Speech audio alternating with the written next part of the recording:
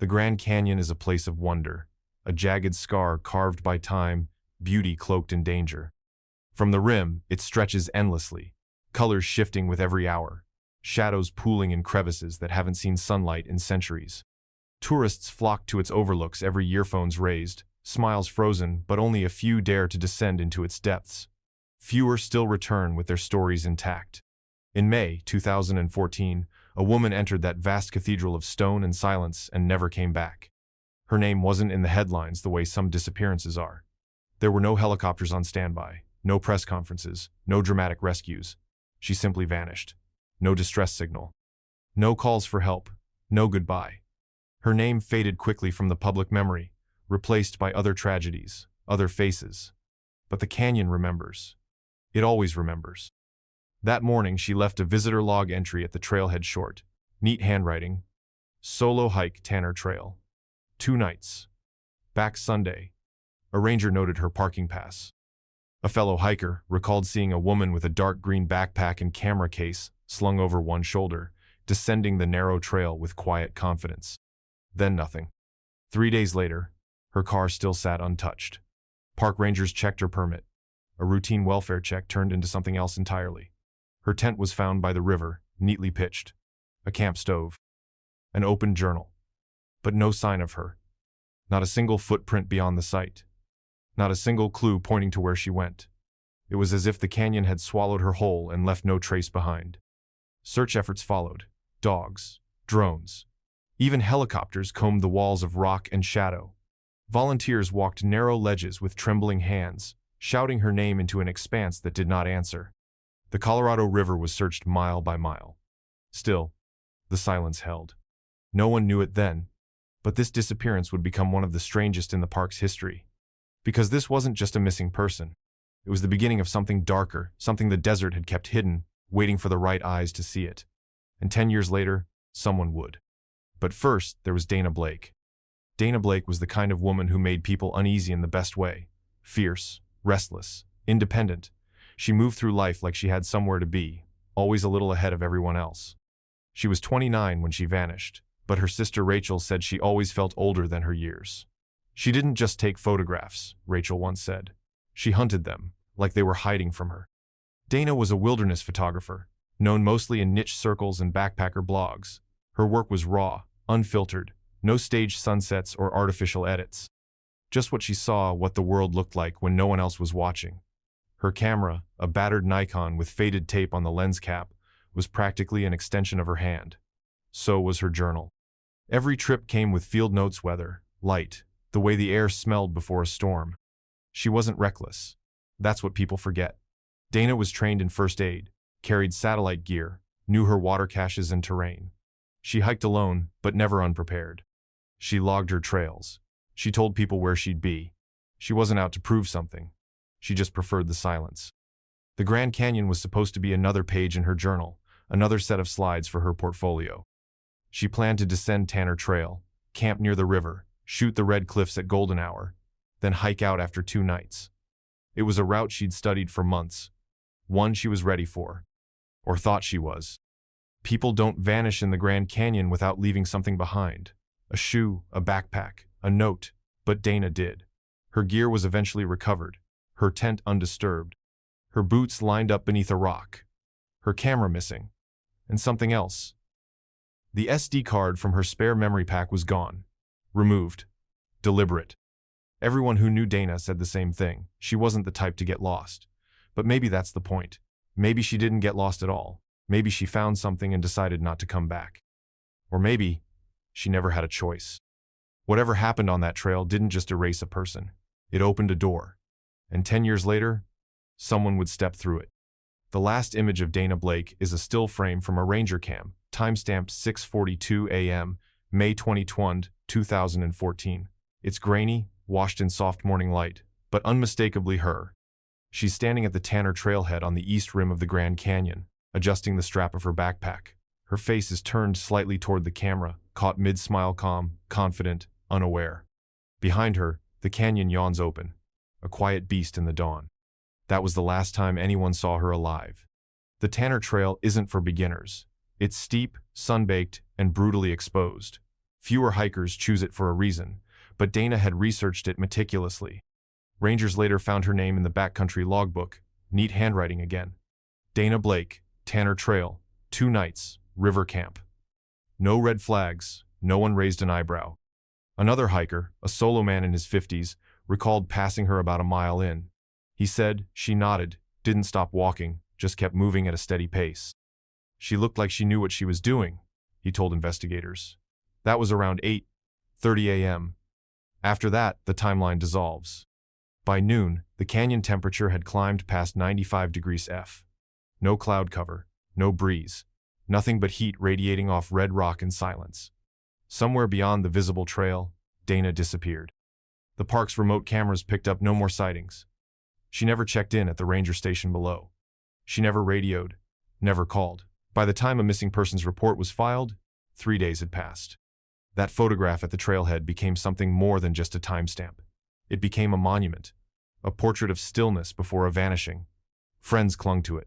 Her sister Rachel printed it out and carried it in her wallet for years. She looks like she's just starting something, Rachel said once. Not ending it.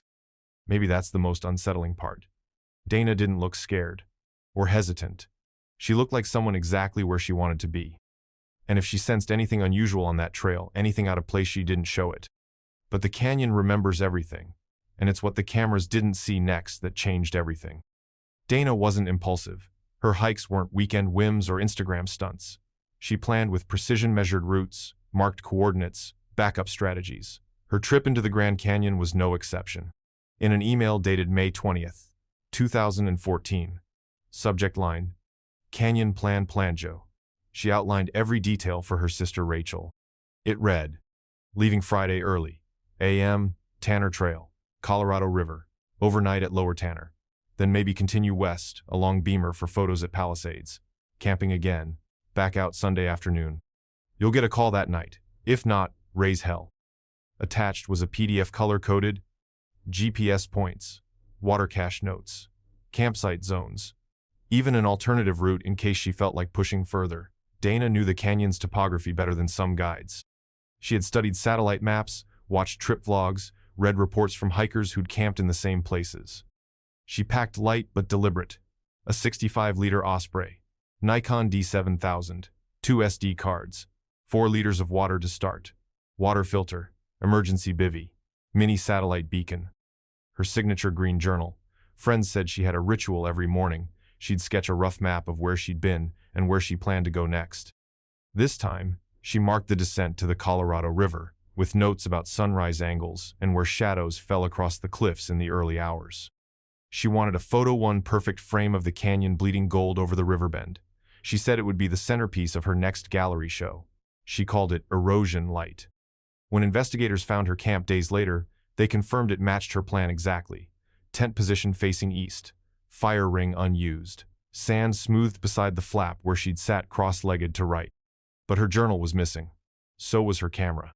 Most haunting of all, a small hand-drawn map had been pinned to the inside of her tent, scrawled in her familiar script. A single line curved away from the river and into an unmarked side canyon. The words next to it read, "Shortcut? Check tomorrow. Maybe light."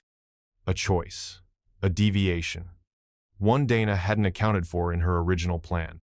And in the Grand Canyon, one wrong step can echo for years.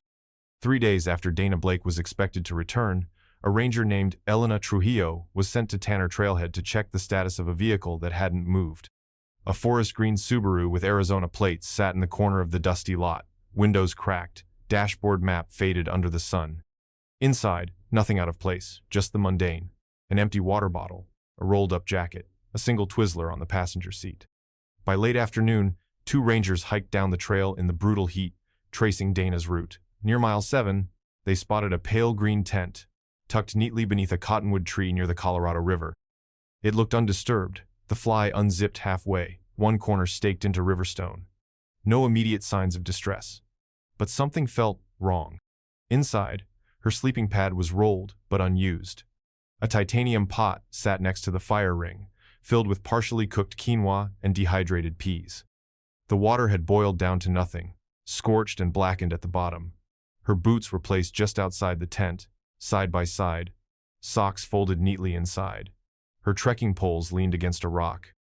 But Dana was gone. Her gear remained: backpack, food supply, first aid kit, water purifier. Nothing seemed stolen or rifled through, except one thing. Her camera bag was open, and the Nikon was gone.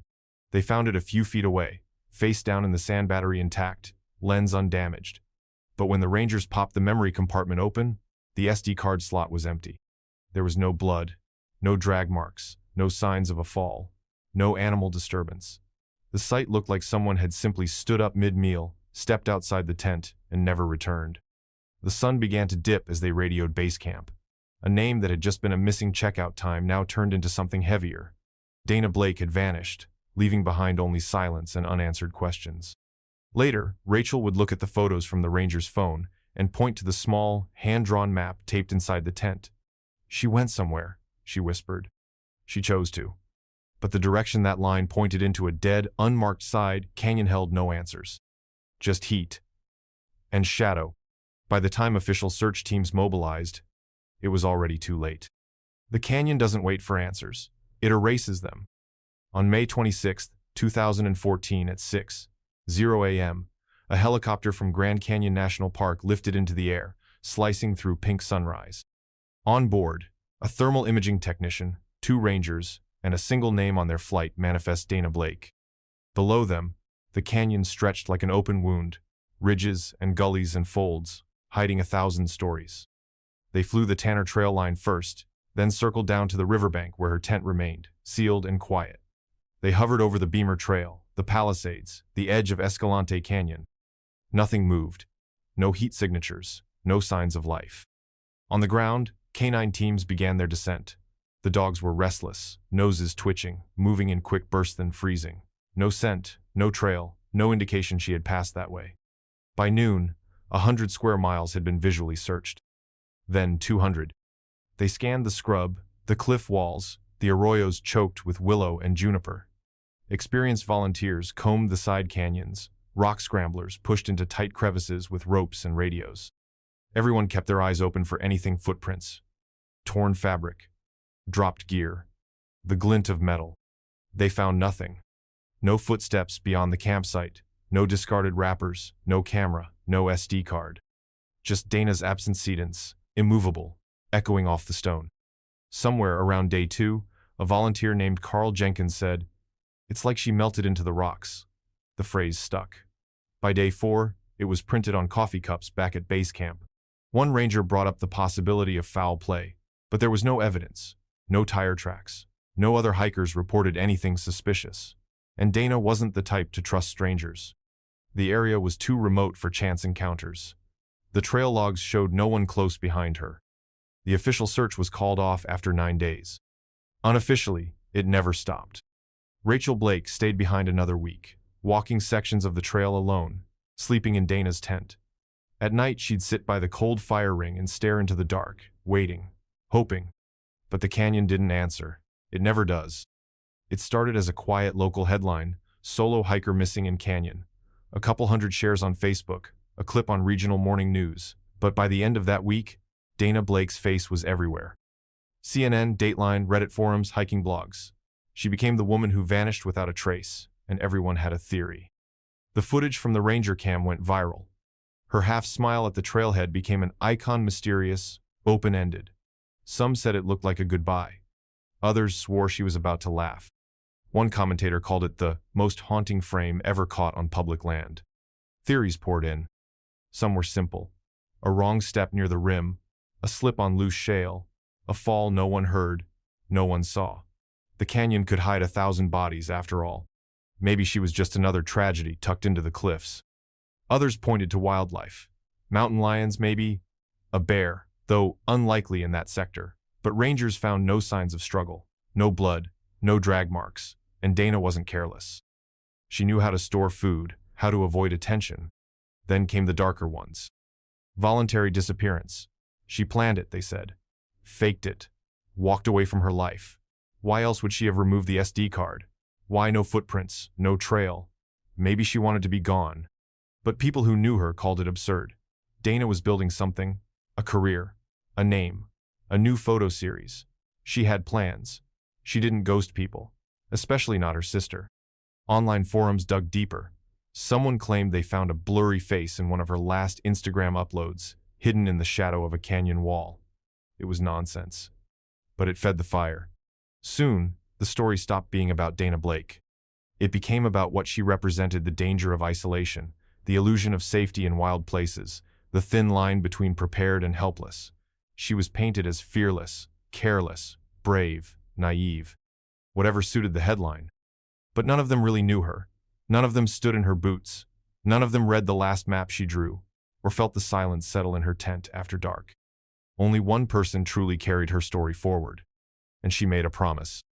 Rachel Blake didn't cry at the press conference. She stood behind the microphone, Dana's green notebook clutched tight against her chest, and read from a piece of paper that shook only once in her hand.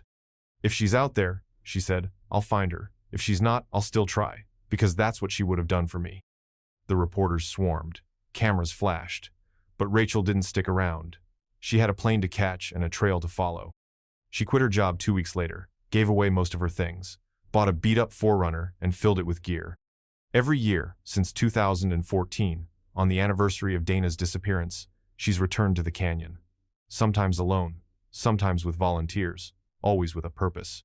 She retraced the route, measured the light, studied Dana's field notes like scripture. She talked to rangers, learned to read satellite maps, memorized terrain features. She followed every rumor, every message from hikers who thought they saw something. Most were dead ends, a lot were hoaxes. She followed anyway. Over time, she mapped out a section of canyon unofficially dubbed Blake's Bend, a side canyon beyond Dana's intended route, unnamed on public maps. Rachel marked it with colored cairns and hand-carved notches, something Dana used to do when they were kids playing in the woods. She wasn't looking for closure. She didn't believe in that word anymore. She was looking for evidence, for truth, even if that truth hurt. People called her obsessed. Some said she needed therapy, but Rachel didn't hear them. She heard her sister's laugh, echoing down dry stone walls. She remembered Dana's voice saying, "There's always something just out of view. You have to keep looking until the light hits it." So she kept looking. In year 3, she found a boot print partial, weathered, but distinct near an overhang no one had thought to check. Year 5, she discovered a single carabiner buried beneath wind-blown sand, same brand Dana used. Year 7, she spoke to a Navajo tracker who pointed her toward a crevice people called The Breath, a place even local hikers avoided.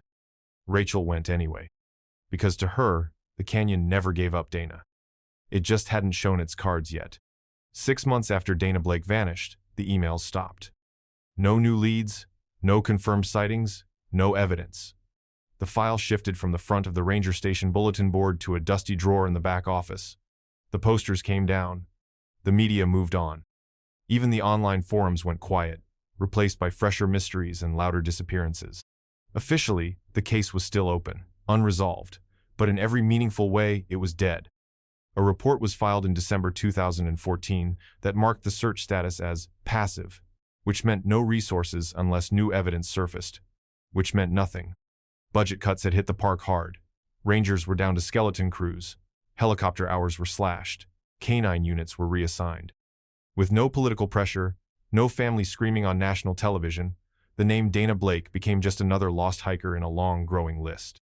The canyon, of course, never forgot, but institutions do. Rachel pushed. She filed requests, attended meetings, made calls. Most went unanswered. One ranger, off the record, told her, "We have 5 disappearances a year now, higher in summer. You want the truth? The system's full." So the burden shifted, as it often does, from the agencies meant to help to the ones left behind.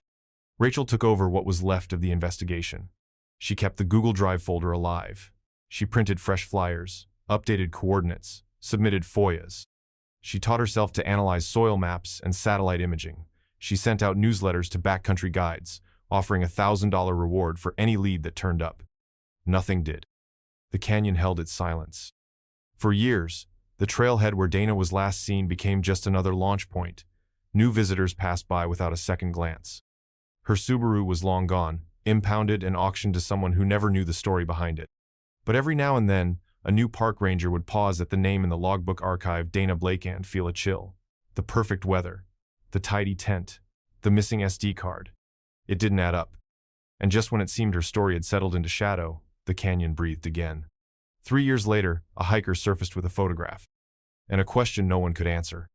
It was the summer of 2017 when the first report came in.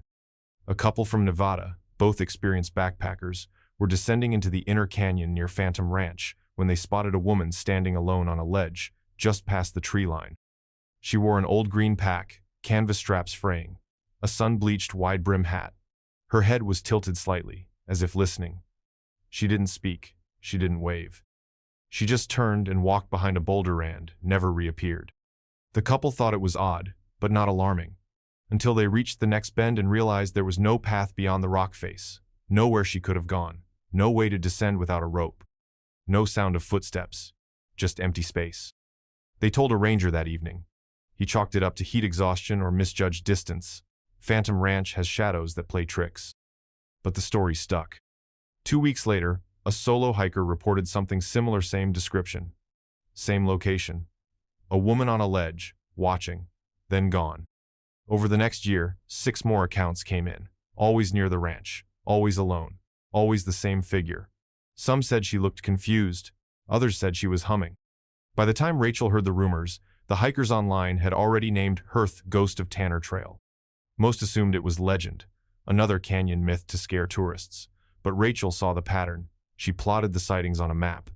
All of them clustered within a narrow radius area that, curiously, hadn't been part of the original search. She contacted one of the hikers, a teacher from Albuquerque. He'd taken a photo.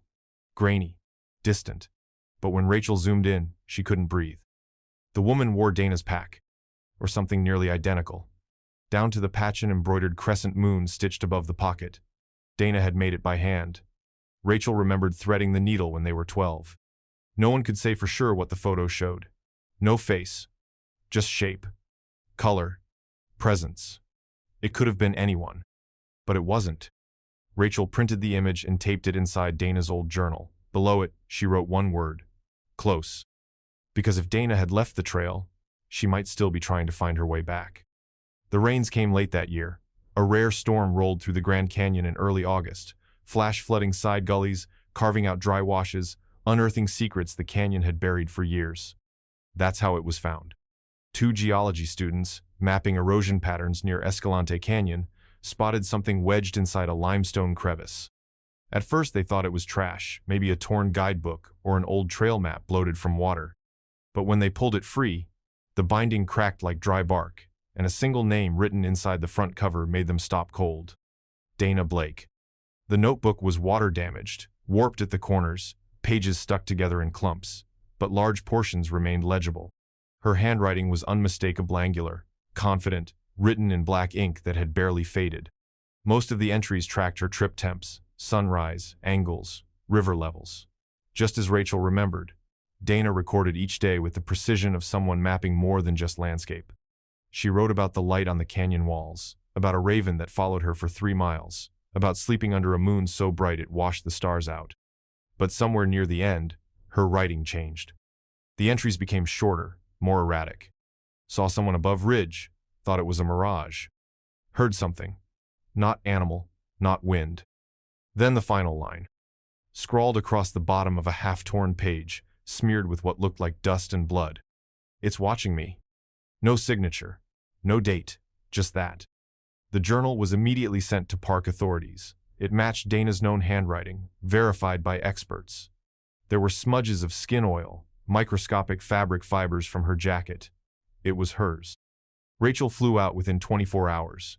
When she held the journal, she didn't speak. She just ran her fingers over the page like she was tracing a pulse.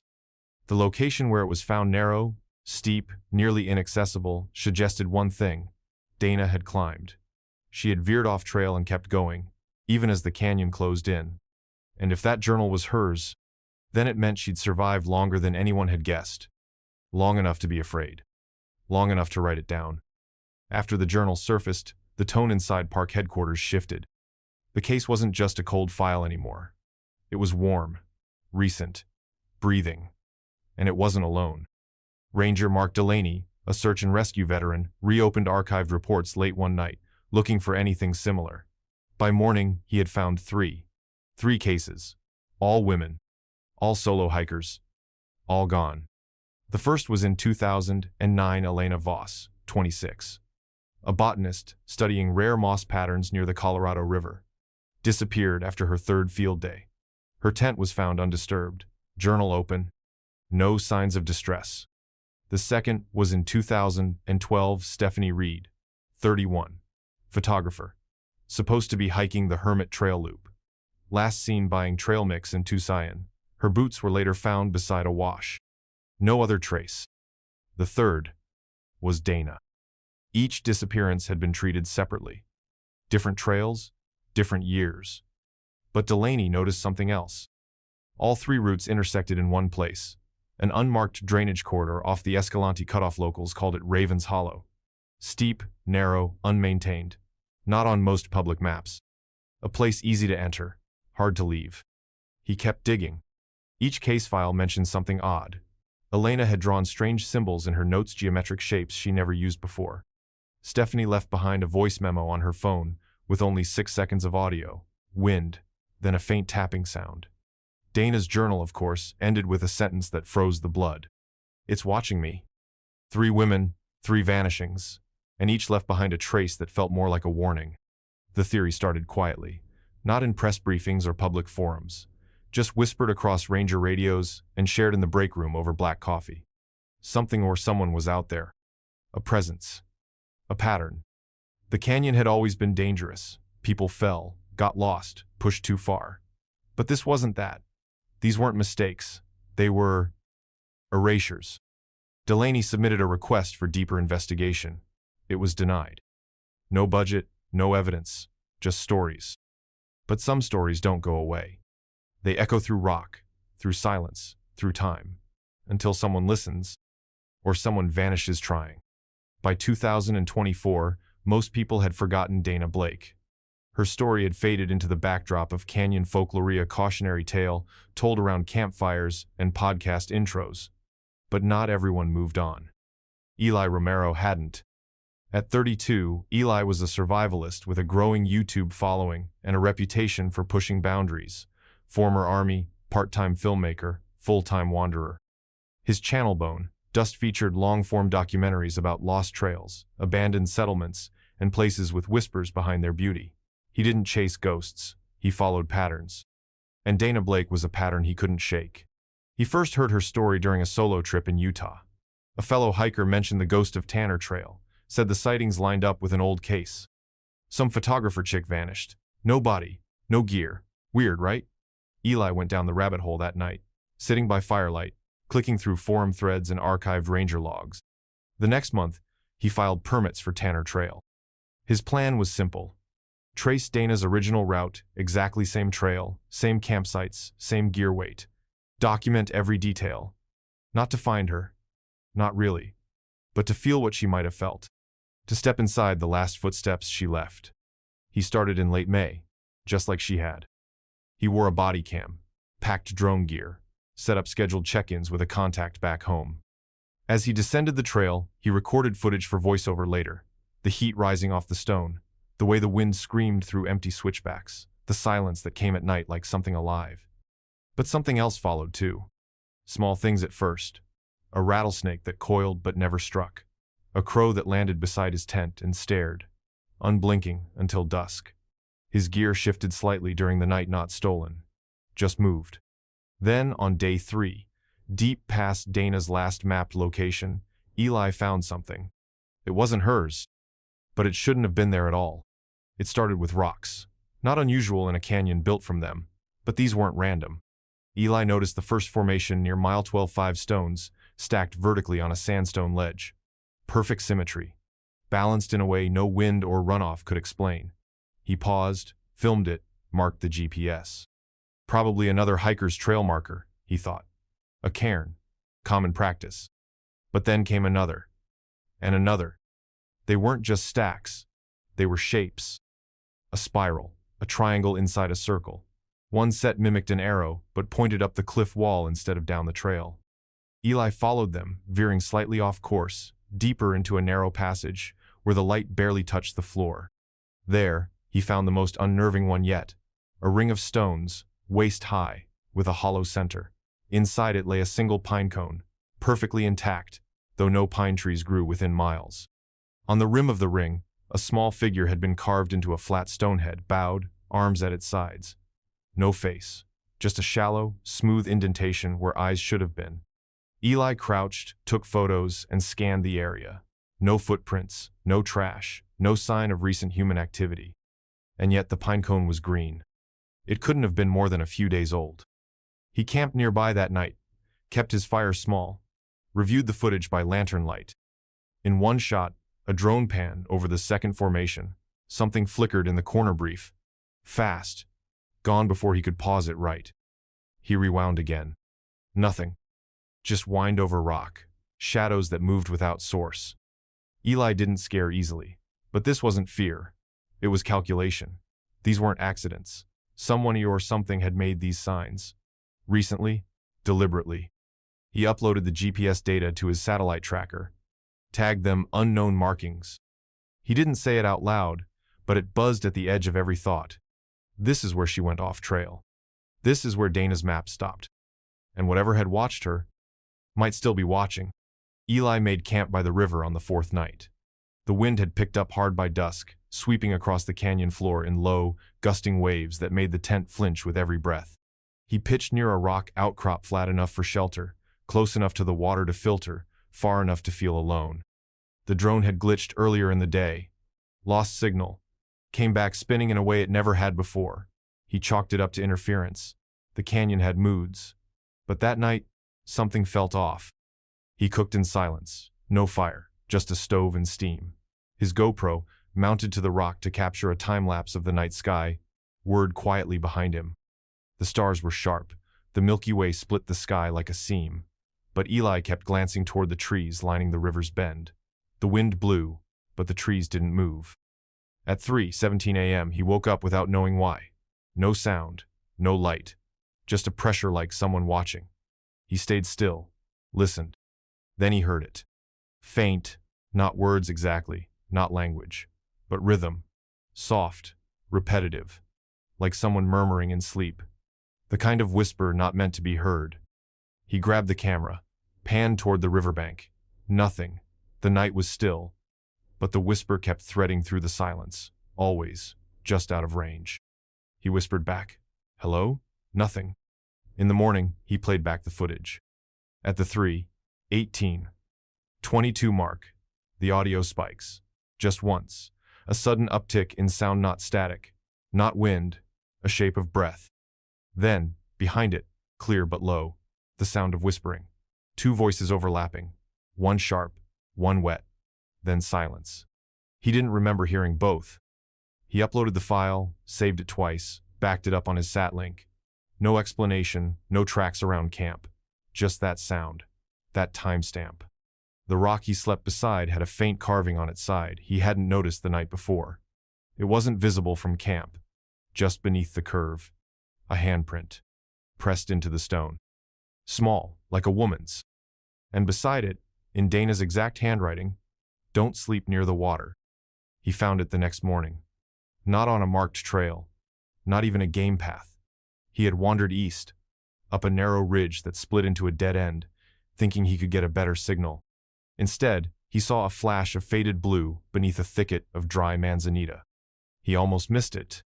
The sun caught a strip of nylon, something unnatural beneath all that dust. Eli dropped his pack and knelt down. The brush had grown around it, branches twisted through the straps, like fingers clinging to a secret. He pulled carefully, thorns catching on his sleeves. It took 20 minutes to dig it free. A backpack. Old. Torn. The top flap melted from sun exposure. Sand had worked its way into every seam, but when he flipped it over, the name stitched on the inner tag froze him in place. D. Blake. He didn't move for a long time, just stared, breathing shallow. Then he opened it. Most of the contents had rotted fabric, scraps of clothing, a cracked penlight, a rusted multi-tool. What remained intact was sealed inside a waterproof pouch, still zipped. Inside, a New Mexico driver's license. Dana Blake. Photo faded, but unmistakable. A compact film canister. Black, no label. A small leather notebook, blank. First page ripped clean out. No food, no camera, No journal. But that ID. And that film. Eli didn't say anything aloud, didn't celebrate. It didn't feel like a find. It felt like trespassing, like opening a grave. He wrapped everything gently and tucked it into his own pack, marking the GPS twice, then covering the site again with stones out of respect or instinct. The trees around him were still, too still, no insects, no breeze. Then, behind him, he heard something fall a soft thump like a footstep in sand. He turned. Nothing. But there, just past where the brush ended, a fresh cairn had been stacked on a rock that hadn't been there yesterday. And this one wasn't made of 5 stones. It was 6. Just like the others. Only now, they were moving closer. Back in Flagstaff, Eli checked into a cheap roadside motel off Route 66. He hadn't slept in 2 days. His hands still smelled like canyon dust. He hadn't even unpacked, just dropped his gear on the floor and pulled the roll of film from the pouch, wrapped in a bandana like something sacred. He knew better than to send it out. He went to a local photo lab. Old school. Still used chemical processing. He paid extra to be there while they developed it, didn't let the film out of his sight. The technician didn't ask questions. Just nodded and got to work. The first images came slowly. Most were what he expected. Landscape shots classic Dana, red cliffs framed with clean lines, sun bleeding across the sky, shadows carved into stone like sculpture, a shot of her boot near a ledge, a canyon raven in mid-flight, a blurry selfie, smiling into the sun. Then, the images changed. The next frame was darker, grainy. The contrast pulled tight like it was taken just before dusk or deep in shadow. A slope of trees juniper, maybe leaning at strange angles. Then another. Same angle. But this time, in the far left corner, barely visible, a figure. Standing, blurred by motion, but clearly there. Tall, thin, no face, no definition. The next frame closer. The trees pressed in. The image distorted like the camera had been jostled. Dana never took pictures like that. The final photo wasn't of the landscape. It was of a hand, reaching toward the lens.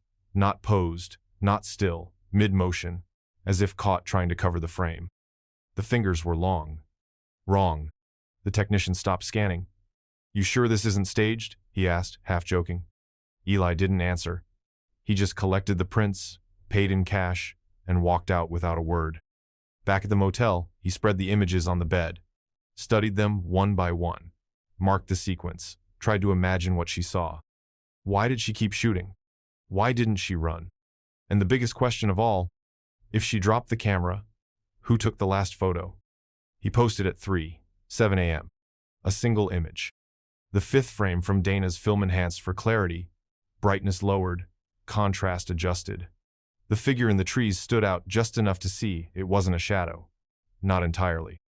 His caption read, "From Dana Blake's recovered film, shot dated May 24, 2014. Escalante drainage. Zoom in, tell me what you see." By sunrise, it had 80 views. By noon, it had 1 million. Eli didn't expect what followed. Some called it groundbreaking. Others screamed hoax. Amateur sleuths dissected every pixel, every tree line. Forums lit up.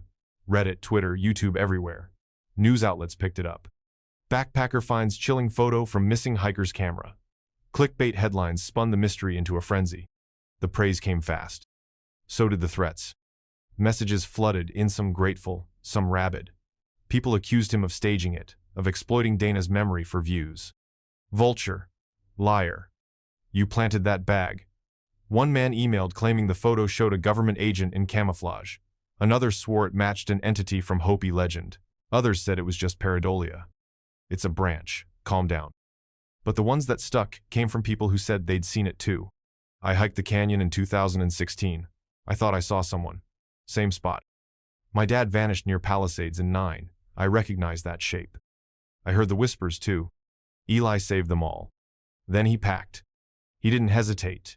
He didn't wait for interviews or monetized clicks. He deleted the post, wiped the images from public view, booked a rental Jeep, bought a satellite beacon with emergency signal override, 2 GPS units, 3 knives, 2 memory cards. He printed the last photo, folded it twice, and tucked it into his chest pocket. He wasn't going back for clicks, or fame, or closure. He was going back because the last image wasn't taken by Dana, and he needed to know who or what had taken it.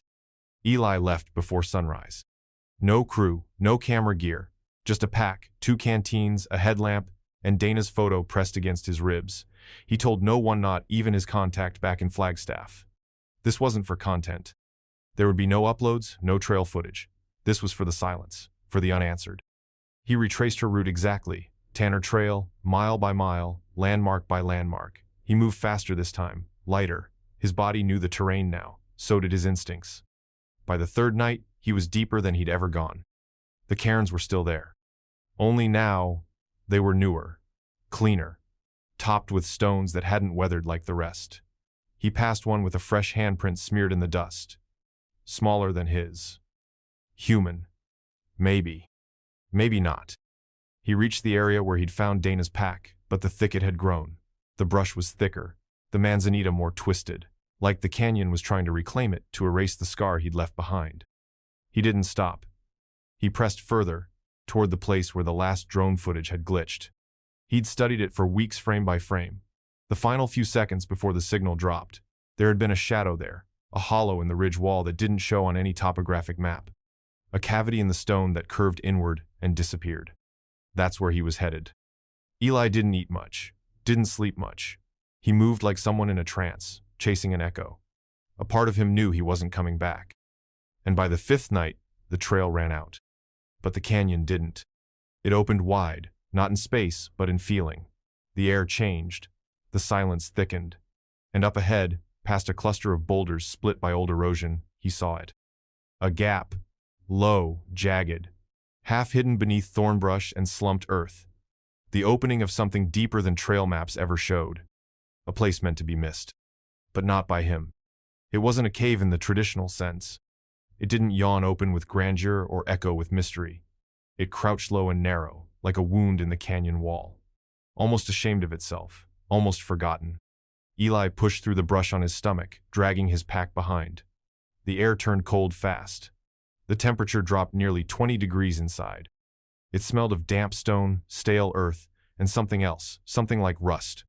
His headlamp flickered once, then held steady. Inside, the walls were tight. He could barely stand. Dust coated everything in a soft, colorless film. But about 10 feet in, the space opened up a pocket chamber. Old gear lay scattered on the floor. Rusted buckles, torn canvas, a broken tent pole. Some of it was standard issue. Some wasn't. He saw a climbing glove, child-sized, covered in mold. And on the far wall, faint messages scratched into the stone. Not words, not really, but symbols, circles, arrows, repeated lines, like someone trying to remember or trying to warn. One symbol appeared over and over again, a spiral with a bar through its center. Eli traced it with his fingers. Then he saw it. Tucked into the far corner of the chamber, beneath a pile of loose shale, was a box. Metal, dented, locked with a clasp that had fused shut from time and pressure. He cleared the rocks around it carefully, heart thudding in his throat. The lid was covered in scratches. Not random gouges, deliberate marks. Carved into the surface, DB. And beneath that, a single word. Keep. Eli didn't open it. Not yet. His breath fogged in the cold air as he sat beside it, listening. No wind, no sound. But something was here. Not alive, not dead. Waiting. He reached for his tools. His hands shook. Because whatever was inside that box, Dana had wanted it protected. Or hidden. Or maybe both. Eli didn't open the box in the canyon. Something about the Cavithy's silence, the symbols told him not to. It felt wrong, like the air itself was holding its breath. So he sealed the lid with tape, packed it carefully, and hiked out without sleeping. 42 miles in 3 days. When he reached the rim, he didn't stop walking until he reached the Jeep. He didn't speak to anyone on the drive back. Didn't check his phone. When he reached Flagstaff, he checked into the same motel. Room 14. The same bed where he'd laid out Dana's film. Then he opened the box. The lock didn't take long. Just rust and resistance. One pop of the blade and the lid creaked back. Inside, wrapped in a wax cloth, were 3 items. First, a bundle of photographs. Most were creased, water-stained, taken with an old analog camera. Dana's style-sharp angles, shadows, trees, split by light. But others weren't hers. Different framing, sloppy, close-ups of bark, soil, a single boot print half filled with sand. One photo was torn down the middle. It showed a figure at the edge of a ridge, walking away. The tear split them in half. Second, a compass. It was broken. The needle spun slowly, regardless of where he turned it, but etched along the rim, in tiny, scratchy handwriting, "Don't follow the red." And last, a voice recorder. Small, outdated, covered in dust and old blood. The rubber grip had peeled off one side, and one corner was melted, but the battery terminal was clean. Intact. Eli slid in fresh batteries. The green light blinked on. One file. Timestamped, May 24, 2014 2:13 a.m. He sat on the floor, held the recorder like it might vanish, and pressed play. For a few seconds, nothing, just static. Then came her voice. Dana. Worn, cracked, whispering like she didn't want to be heard. And what she said wasn't a goodbye. It was a warning. Dana's voice broke through the static like a ghost stepping through fog. "Okay," she said, breathing hard. "It's Saturday, I think. I'm still near the bend. I moved camp uphill. The river was too loud. I couldn't hear." She stopped. A long pause, a distant crack like a rock shifting or something moving just out of frame. "I thought I saw someone," she whispered. "But no one should be down here. No one." Another pause. Her breathing changed sharper now, like she was crouched, holding her breath. The sound of dry leaves brushing against nylon. Something was circling her. "It's not a hiker. I thought it was. At first, the pack looked right. But then it moved wrong, like it didn't know how to wear it."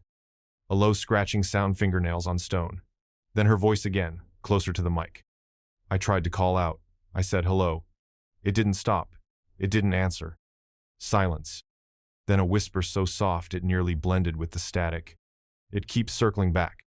The mic picked up a shuffle, Dana moving quickly. The zipper of her tent. A match striking. The flame crackled too loud. Then a sharp intake of breath. "I didn't think this place was haunted," she said. "I didn't think things like this were real." Another noise. Not from her. A thud. A dragging sound. "I'm going to the high ridge in the morning. If I don't make it..." The tape clicked. Stopped. That was it. No scream, no crash. Just that last unfinished sentence hanging in the air like smoke from a dying fire. Eli sat frozen. He played it again. And again. Each time, it hit harder. The slow terror in her voice. The way she tried to stay logical, to make sense of something she didn't understand. But what lingered most wasn't her fear. It was the word "it." She never said who was following her. Only what. And whatever it was, she hadn't just seen it. She'd heard it breathing.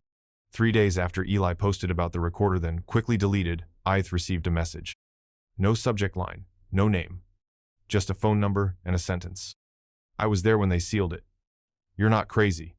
Call me." He waited a day before dialing. Burner phone. No trace. The voice that answered was older, worn down. A rasp, sharpened by cigarettes and silence. "You Eli?" the man asked. "Yes." Long pause. "I don't have long. I just want you to know you're not the first to find that cave." The man never gave a full name. Just Mike. Said he'd worked as a backcountry ranger in the Grand Canyon from 1989 to 2007. Retired early. Moved off-grid. He'd heard Eli's story through someone who still worked the trails. The kind of conversation passed quietly, with full awareness it could cost someone their job. "I found that same cave in '94, Mike said. "Except when I reported it, they shut me down, told me it wasn't on public maps for a reason." He claimed that section of the Escalante drainage where Dana disappeared had been marked off-limits internally for decades, not officially, not publicly. But among rangers, it was known, don't go past the third bend alone. Don't camp near the hollow. Some called it superstition. Others, protocol. "People get nervous when you say things like cursed," he said, so the brass just called it unstable terrain, fire risk, erosion, bullshit excuses. Mike told Eli he'd seen the spiral symbol before. Etched into stone, scratched into wood. Found near other abandoned campsites from hikers who'd never been listed as missing. "They don't put everything in the reports," he said. When Eli asked why, Mike hesitated. Because once you write it down, it becomes real. Before hanging up, the man gave Eli one more piece of advice. If you go back, don't bring a flashlight. It finds you easier in the light. Then the line went dead. Eli sat in silence. Not because he was scared. Because everything Dana had said, all of it was starting to make sense. And someone had known all along. Eli didn't sleep that night. He called to contact Mara Singh, an investigative journalist who had once covered missing persons in national parks. She was sharp, methodical, and fearless. He forwarded her everything: the box, the film, the voice recording, and the call transcript. She replied with one word: meet. They rented a cabin near the South Rim, close enough to access archives but far enough to stay unnoticed. Over the next week, they dug hard. What they found wasn't dramatic at first. Just paperwork, redactions, unfiled incident reports, unmatched inventory tags from old search and rescue operations. But then Mara uncovered an internal dispatch log from 2002. 3 hikers, all women, all within 6 years of Dana's age, had vanished along separate routes that converged near Ravens Hollow. Their cases had been filed separate, scattered across counties and years. But the coordinates didn't lie. Then a 1,991 memo, buried deep in maintenance logs, referenced a zone exclusion request for an unnamed drainage corridor. Reason: unexplained environmental anomalies in prior distress reports. Another entry listed a ranger named M. Trevors, filing for psychological leave after a solo patrol in the same area. Notes mentioned persistent auditory hallucinations and being watched for days. But no follow-up. All of it had been brushed aside, labeled natural causes, misadventure, or hiker error. Mara found a map, the public version, and an internal one. The difference was subtle but real. A gap, less than a square mile, right where Eli had found the cave. They kept digging, cross-referencing missing persons with unofficial logs. Names repeated. So did the symbols. And each time, the phrase appeared in the margins of someone's notes: Escalante Watch Zone. There was no public record of what that meant. But they knew now. Dana wasn't an outlier. She was one of many. And every time someone vanished, the canyon's silence deepened. Mara looked up from her notes, eyes hard. They've known for years. Eli nodded. And they buried it. He wasn't angry. Not yet. He was preparing. Because now, there were too many names. Too many ghosts. And still, not enough answers. The canyon hadn't changed, but Rachel had. It had been 10 years since her sister vanished. A decade of searching, hoping, breaking, and rebuilding. She'd returned to the rim every year, lit a candle, left a flower, whispered Dana's name into the vast silence. But she'd never gone back into the canyon. Until now. Eli asked her gently. No pressure, no promises, just truth. I found where she was. Rachel didn't answer right away, but a week later, she was at his door, boots on, photo in hand. Dana's favorite one. A black and white print she'd taken in Zion before Grand Canyon. It showed a beam of light breaking through red stone, dust spiraling in its glow. Dana had titled it Stillness. Now Rachel carried it rolled and sealed in plastic, ready to leave it where her sister's trail had ended. The hike was quiet. Eli led. Rachel followed. She didn't need to speak. The canyon spoke enough. Its walls loomed, unchanged and ancient, but the air held weight, memory etched into stone. At the river crossing, Rachel paused and knelt. She placed her hand in the water, then wiped it on her jeans, marking herself with the place, claiming it, the same way Dana might have. When they reached the ridge above the cave, the sun had started to drop, spilling amber light across the rocks. The air cooled. The wind stopped. Neither of them said it, but they both knew. Something watched here. They entered low, hands brushing the cave walls. Rachel clutched the photo like it was a heartbeat. Inside, the silence pressed tighter. The chamber still held Dana's scent stone, dust, and something that had been waiting too long. Rachel moved with reverence, slow, steady, her eyes taking in every shadow. She knelt by the far wall and whispered, "I brought you something." Eli turned away to give her space. She placed the photo gently in a dry crevice above the metal box. Not buried, not hidden. Left. A marker. A memory. A promise kept. Then, as her fingers brushed the stone, she froze. And saw it. The carvings covered the entire side of the cave. Rows upon rows, dates, initials, crude shapes. Some scratched shallow, others gouged deep, as if done in panic or ritual. Hundreds of them. Layers over layers. Decades, maybe more. Rachel stared, eyes tracing the oldest etchings. "These are names," she whispered. All of them. Some had full initials, others just symbols. Some repeated the spiral Eli had seen near the cairns. Others were too worn to read. But one stood out. Low on the left wall, near the floor, carved with the careful patience of someone not rushed but resigned. D.B. 10-14-14. The date Dana disappeared. Rachel dropped to her knees, fingers hovering just above the mark. It wasn't smudged or weathered like the rest. It looked new, untouched by time, the rock around it clean. As if the cave had preserved this one name held it sacred. "She was here," Rachel whispered. "She made it inside." Eli knelt beside her. He didn't speak. Because next to Dana's initials were others etched in a column beside hers. 4 more. Same date. Different letters. None of those names ever made news. B.L. S.H.N.S. J.E. 5 people. Same day. Same end? Rachel looked up, her eyes sharp with something between grief and revelation. She wasn't alone. Eli scanned the wall again. The more he looked, the more he realized these weren't just carvings. They were records. Some dates stretched back before the park was even charted. Some initials repeated in patterns, others ended abruptly. But Dana's stood alone-centered, precise, untouched. Rachel took a piece of chalk from her pack, traced her finger below Dana's initials, and added her own. R.B. 6-12-24. A tribute. Or maybe a warning. They stayed in the cave for only a few minutes longer. Long enough to leave the photo, long enough to say goodbye. As they turned to leave, Rachel glanced back at the wall one last time. In the lowest corner, fresh and wet, a new line had been scratched into the stone. Just 3 letters. E.R. Eli didn't carve it, but it was his. Eli didn't hear it the first time. He'd listened to Dana's final recording dozens of times, analyzing every word, every breath, every tremble in her voice. But it wasn't until Rachel asked to hear it for herself, back in the cabin with the carved initials still fresh in their minds, that he caught it. They sat in silence as the audio played through the small speaker. Dana's whisper, the dragging noise, her breath.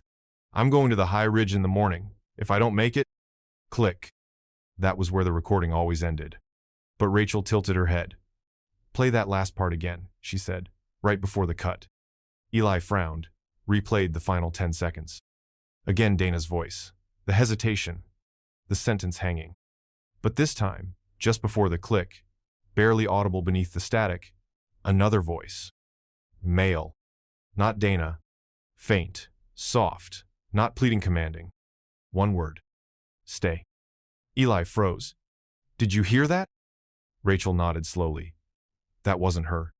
He isolated the file, ran it through audio editing software, cleaned the noise, boosted the frequency. It was there just half a breath before the cutoff. A man's voice, close to the mic. Too close.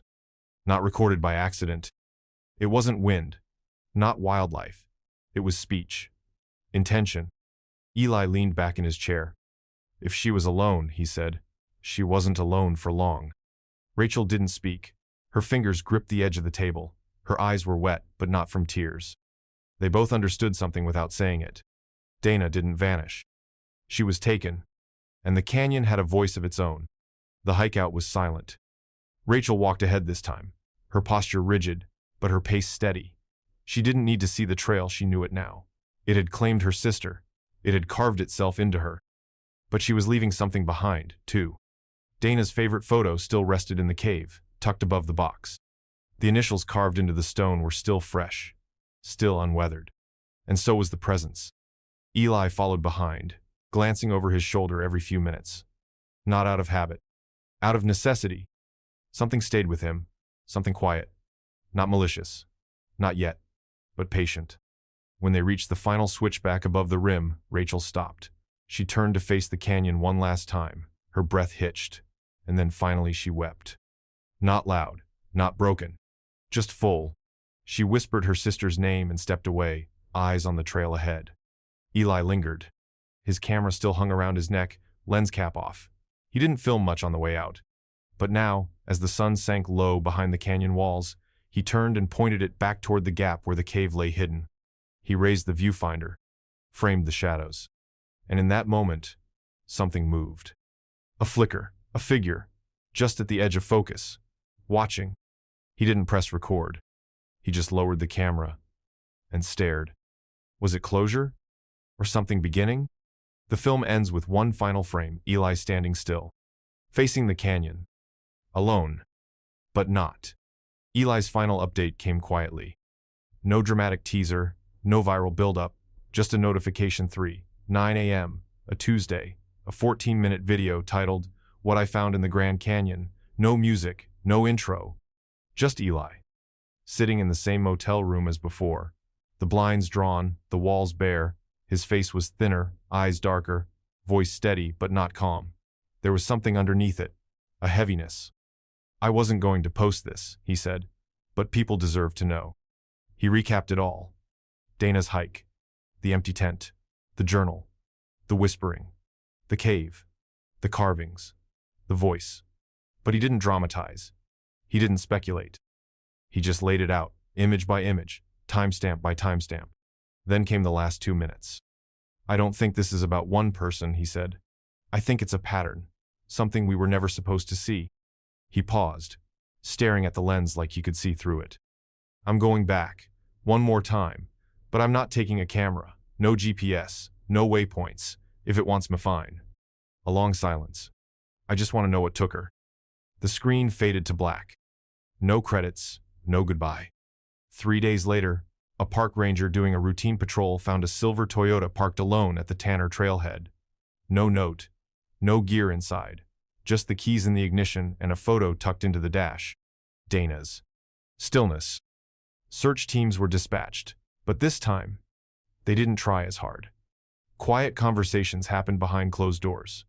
No press releases, no helicopters, just a name added to an old list. Rachel was the only one who said it out loud. "He found her," she whispered. Or maybe she found him. Either way, Eli was gone. And the canyon remained. There are places we map, and there are places that map us. The Grand Canyon is both. It carves into stone and into memory. It holds on to things. Not just bones or backpacks, but stories, names, echoes. Dana Blake vanished in 2014. Eli Romero followed in 2024. Others came before them. Others may come after. Some believe Dana was taken. Others believe she's still alive, hidden somewhere deep in the canyons, beyond the reach of signal or sunlight. Some claim she became part of the place. A guardian. A warning. A whisper in the wind. They say you can still hear her if you listen at night, just past the bend, just beyond the light. Eli's last photo pulled from a satellite backup was a blurred still of the cave wall. A new carving appeared in it, one that hadn't been there before. ER 6/1924. Etched clean, no erosion. As if the canyon itself had recorded it. There are places that forget. But not this one. The Grand Canyon watches. And it does not forget. This story was intense. But this story on the right-hand side is even more insane.